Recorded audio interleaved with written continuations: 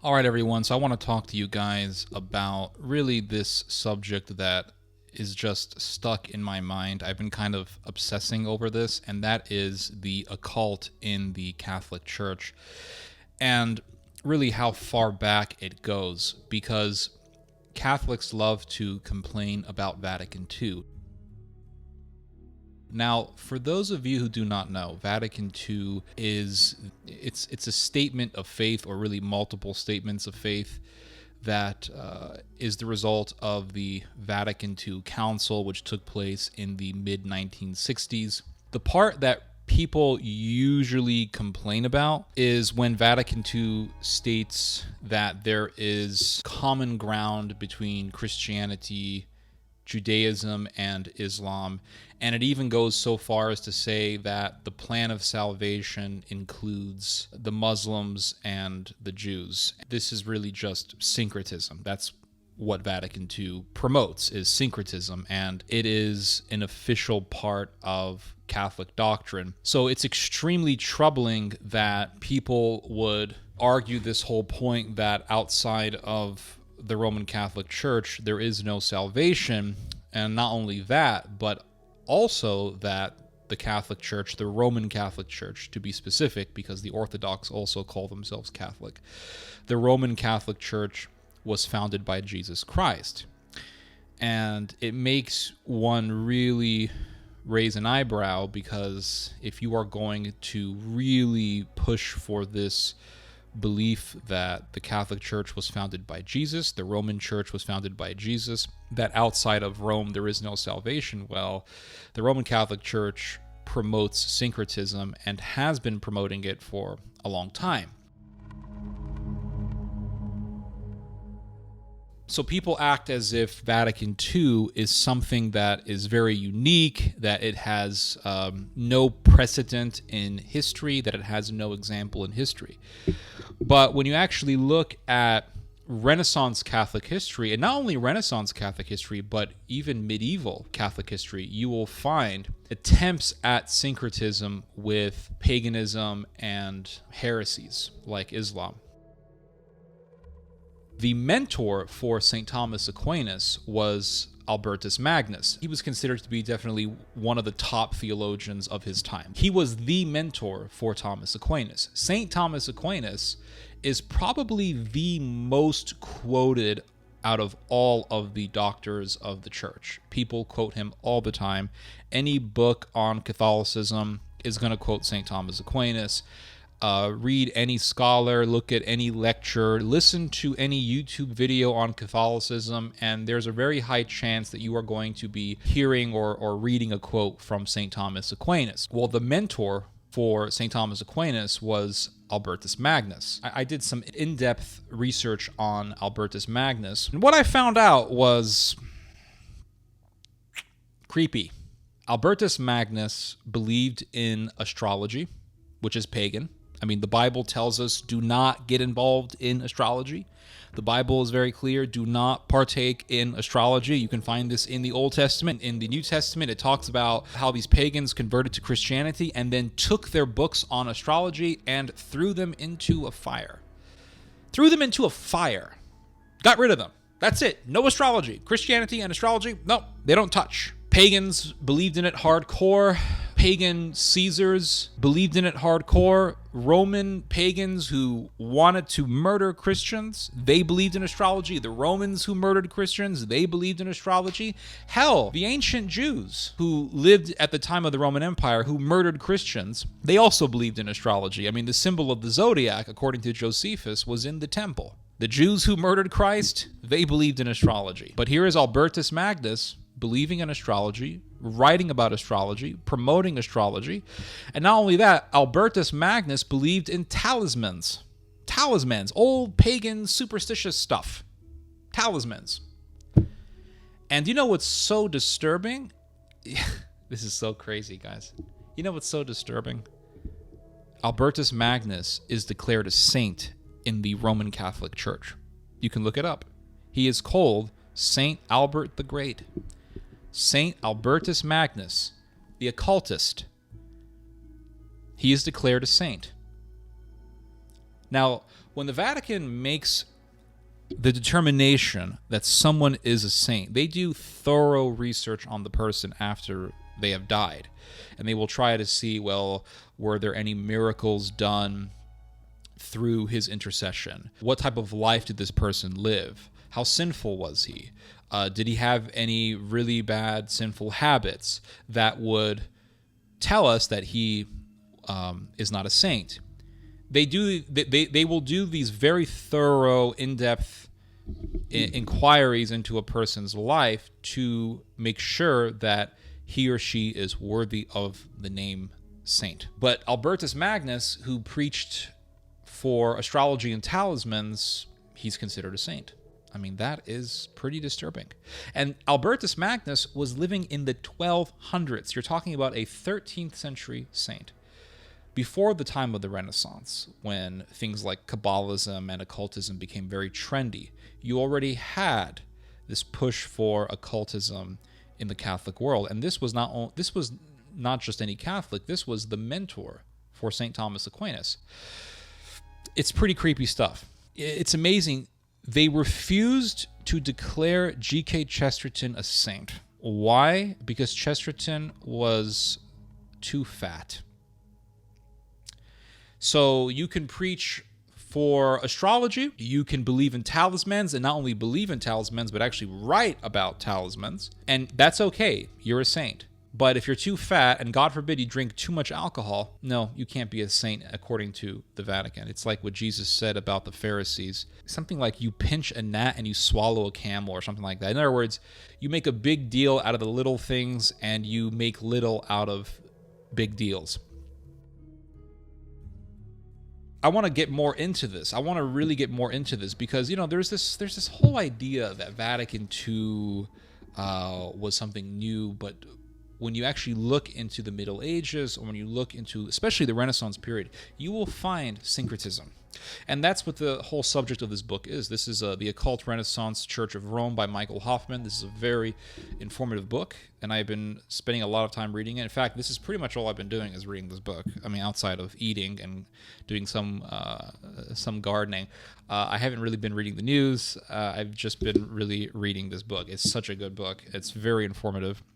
This is my kind of literature, I read a lot of books and they're so boring and mundane and they drag on and they're so just jejune and dry and they get into just topics that are, to me, not interesting and for the most part pointless. But this guy, he really gets into the meat and potatoes of it. Giovanni Pico della Mirandola, he was probably the most famous of the occult writers in the time of the Renaissance. He was a student of another major Renaissance scholar, Marsilio Ficino. Ficino was the teacher for Pico della Mirandola. Ficino was a major occultist, and he believed in talismans and astrology. He really got into Kabbalism. Ficino was a priest, by the way.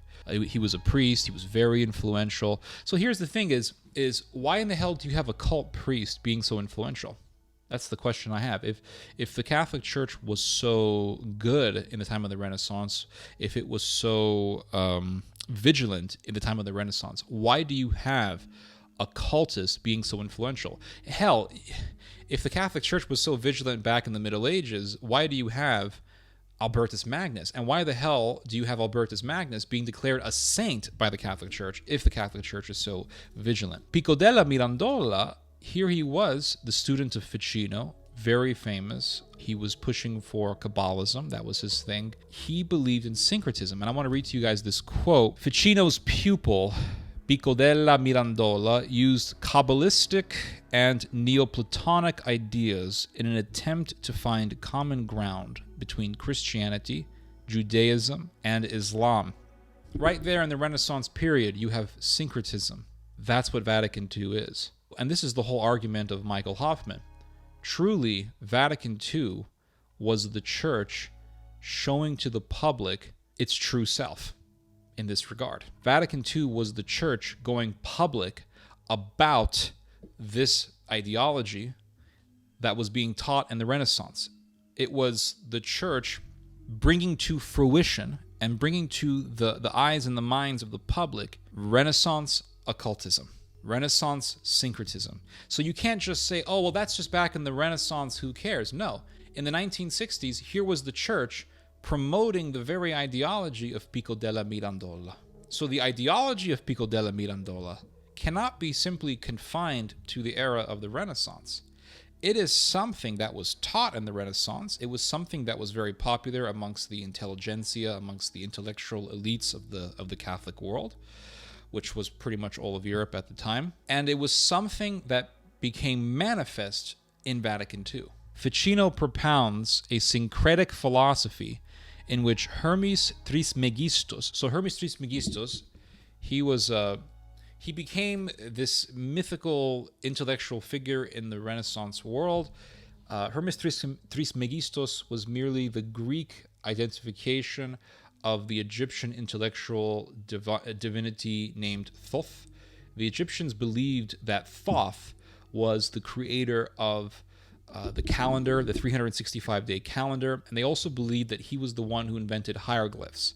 So Thoth was this divinity of intellectualism in ancient Egypt. And in the Renaissance period, there was a number of books that were discovered in the archives somewhere in Europe, and these books were attributed to somebody named Hermes Trismegistus.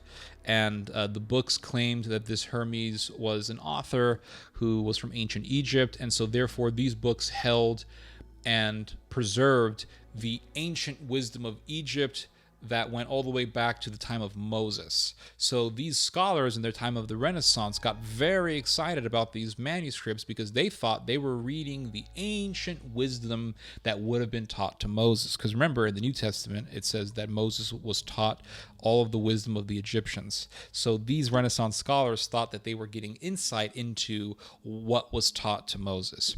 It was later determined and discovered that these manuscripts did not go back to ancient Egypt. They were not copies of ancient texts from far antiquity in Egypt. These were texts that were written around 300 AD, and this was at around the time when Kabbalism began to be further formed by Jewish thinkers. So there's a lot of overlap between the teachings in these texts